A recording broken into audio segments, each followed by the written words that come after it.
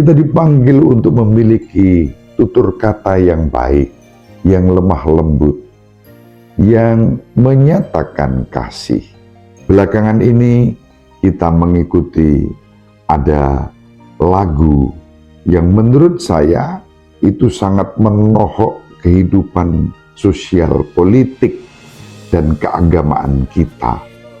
Ketika kita dipanggil untuk menggunakan bibir dan mulut kita, kata-kata kita menjadi berkat kesaksian tentang kehidupan, tentang kasih, bukan perpecahan dan penghinaan.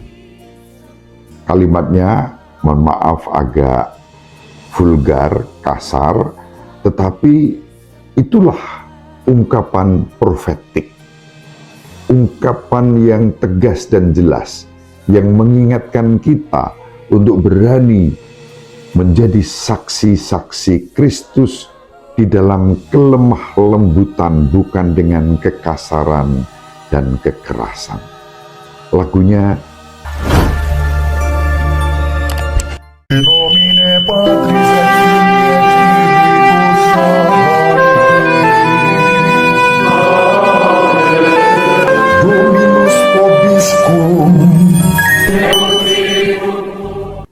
Sahabat peradaban kasih ekologis yang terkasih, selamat berjumpa dalam renungan harian bersama saya, Romo Alois Budi Purnomo PR, melalui channel ini. Semoga panjenengan selalu sehat, tetap semangat tanpa sambat, dan selalu bahagia. Kebahagiaan yang bersumber dari Tuhan Allah kita. Mari kita awali perjumpaan kita dengan bersatu di dalam doa. Allah Bapa yang Maha Pengasih dan Penyayang, sumber kehidupan abadi. Pada hari ini kami boleh mengenang kanak-kanak suci, para martir yang membela kanak-kanak Yesus meskipun secara tidak langsung. Namun mereka telah dibunuh oleh kekejaman Herodes karena hasrat untuk membunuh putramu sendiri yang lahir di Bethlehem. Pada hari ini kami boleh memuji keagungan-Mu, bukan dengan kata-kata, melainkan dengan darah para martir kanak-kanak suci. Semoga iman kami akan Dikau yang kami ucapkan dengan lidah, juga kami nyatakan dengan perilaku hidup kami, dan kami boleh memeteraikannya dalam kesetiaan sampai akhir titik darah penghabisan. Demi Kristus Tuhan dan pengantara kami yang hidup dan berkuasa bersama Dikau, dalam persekutuan dengan Roh Kudus Allah yang Maha Esa sepanjang segala masa. Amin. Sahabat peradaban kasih ekologis yang terkasih, mari kita baca Injil Matius bab 2 ayat 13 sampai 18. Setelah orang-orang Majus yang mengunjungi bayi Yesus di Bethlehem itu pulang, tampaklah malaikat Tuhan kepada Yusuf dalam mimpi. Malaikat itu berkata, "Bangunlah, ambillah anak itu beserta ibunya, larilah ke Mesir dan tinggallah di sana sampai aku berfirman kepadamu, karena Raja Herodes akan mencari anak itu untuk dibunuh." Maka Yusuf pun bangunlah. Malam itu juga diambilnya anak itu serta ibunya, lalu menyingkir ke Mesir dan tinggal di sana sampai Herodes mati. Hal itu terjadi supaya genaplah yang difirmankan Tuhan melalui para nabinya. Dari Mesir kupanggil anakku. Ketika Herodes tahu bahwa ia telah diperdayakan oleh orang-orang Majus itu, sangat marahlah ia, Lalu ia menyuruh membunuh semua anak di Betlehem dan sekitarnya, yaitu anak-anak yang berumur 2 tahun ke bawah, sesuai dengan waktu yang dapat diketahuinya dari orang-orang Majus itu. Dengan demikian genaplah firman yang disampaikan oleh Nabi Yeremia. Terdengarlah suara di Rama, tangis dan ratap yang amat memilukan. Rahel menangisi anak-anaknya, dan ia tidak mau dihibur, sebab mereka tidak ada lagi. Demikianlah sabda Tuhan. Terpujilah Kristus.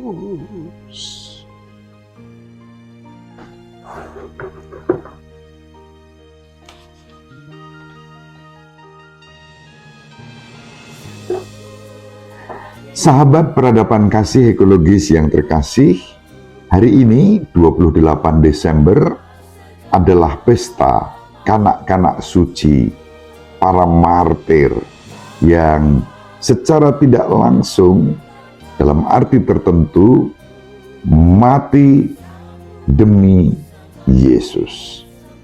Kanak-kanak Yesus terancam oleh kebengisan dan kekejaman Herodes yang merasa tersaingi karena lahir seorang raja baru dalam diri kanak-kanak Yesus yang mewarisi tahta Daud. Keterangan para Majus dari timur membuat Herodes merasa terancam atas kekuasaannya. Dan karena itu ia pura-pura hendak menyembah Yesus, tetapi dengan maksud bukan menyembah, melainkan membunuhnya. Namun demikian rencana Allah tidak bisa diselami oleh akal budi kita. Allah tahu maksud jahat Herodes, maka Allah Bapa mengutus malaikatnya memerintahkan agar Yusuf membawa Ibu Maria dan kanak-kanak Yesus mengungsi pergi ke Mesir. Dampak dari itu adalah amarah Herodes yang membabi buta, kemudian membunuh semua anak yang berusia 2 tahun ke bawah. Dipukul rata. Siapa tahu di antara anak-anak itu ada bayi yang bernama Yesus yang turut dihabisi. Sahabat peradaban kasih ekologis yang terkasih, tidaklah mengejutkan kekejaman Herodes yang diwartakan di dalam Injil pada hari ini.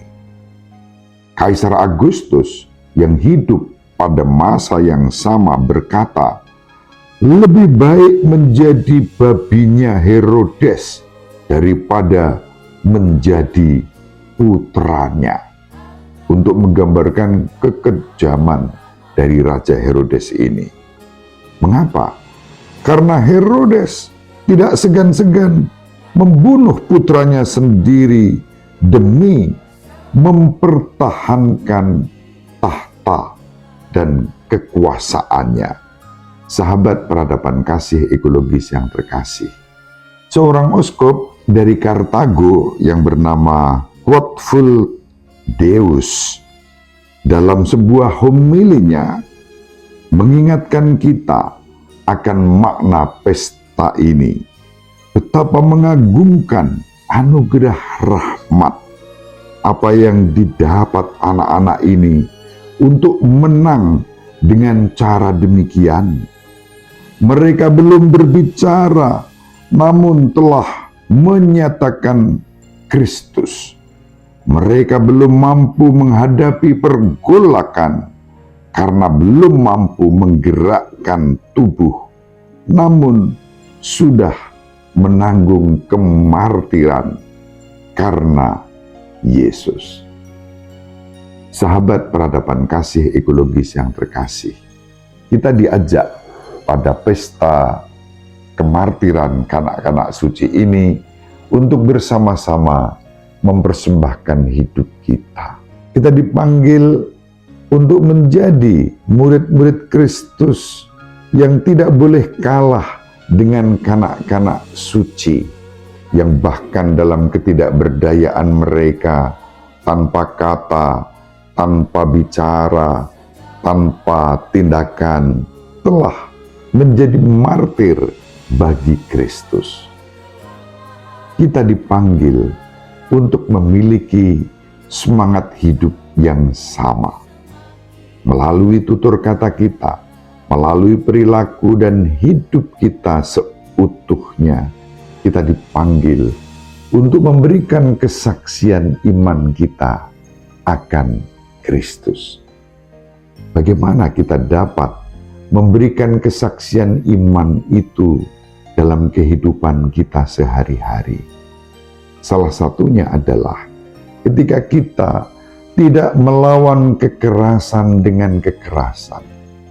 Kita dipanggil untuk memiliki tutur kata yang baik, yang lemah lembut, yang menyatakan kasih. Belakangan ini kita mengikuti ada lagu yang menurut saya itu sangat menohok kehidupan sosial, politik, dan keagamaan kita.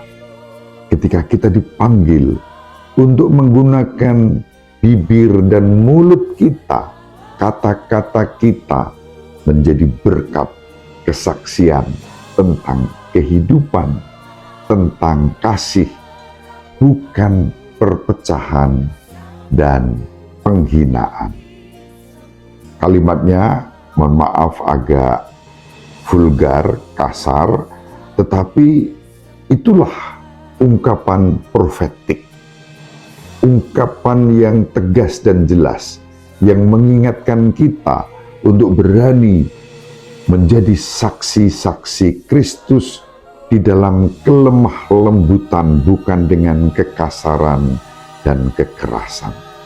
Lagunya ada banyak versi dengan kalimat-kalimat yang sama, tapi intinya adalah kita diajak untuk menggunakan bibir kita, mulut kita, kata-kata kita, kalimat-kalimat kita menjadi kalimat-kalimat yang mempersatukan, yang menyatakan kasih, bukan yang merusak persaudaraan, yang tidak memecah belah kehidupan.